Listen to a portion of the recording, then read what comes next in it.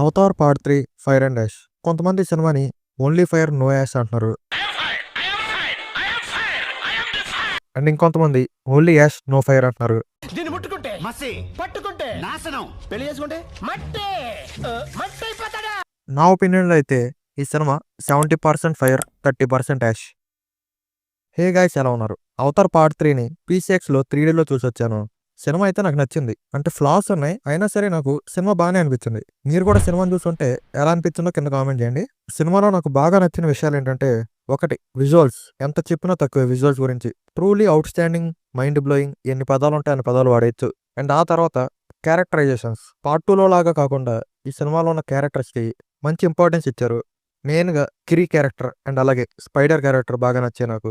And పేరు fire and ash అని పెట్టారు. అండ్ ఆ ఫైర్కి సంబంధించిన తెగను కూడా ఇంట్రడ్యూస్ చేస్తారు. ఆ తెగకి ఒక లీడర్ ఉంటుంది. ఆ లీడర్ క్యారెక్టర్ కూడా చాలా ఎగ్జైటింగ్ అనిపించింది. ఆ ఫైర్ తెగ కూడా మంచి ఇంట్రెస్టింగ్ గా ఉంది. కాకపోతే ఆ తెగ మీద చాలా తక్కువ టైం ఉంటుంది సినిమా. ఇంకా ఎక్కువ టైం పెట్టుంటే ఇంకా బాగుండేదేమో సినిమా. అండ్ అలాగే మంచి బ్యాక్గ్రౌండ్ స్కోర్ ఉంది సినిమాలో. టూ మచ్ హెవీగా ఉండదు. ఎక్కడ ఏది కావాలో అలా ఇచ్చారు మ్యూజిక్ అనేది. 3D ఎఫెక్ట్స్ కూడా మంచిగా పెట్టుకున్నారు. మంచి 3D ఎక్స్పీరియన్స్ అయితే ఉంది. అండ్ అలాగే సినిమాలో 2-3 ఎమోషనల్ సీన్స్ కూడా ఉన్నాయి. అవి కూడా బాగా వర్కౌట్ అయ్యాయి.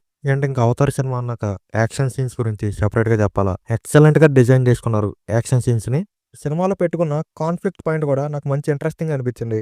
కానీ ప్రొసీడ్ అయ్యే కొద్దీ రిపిటేటివ్ అనిపించి డైల్యూట్ అయిపోయింది. స్టోరీ చాలా రొటీన్గా ఉంటుంది. స్క్రీన్ ప్లే చాలా స్లోగా ఉంటుంది.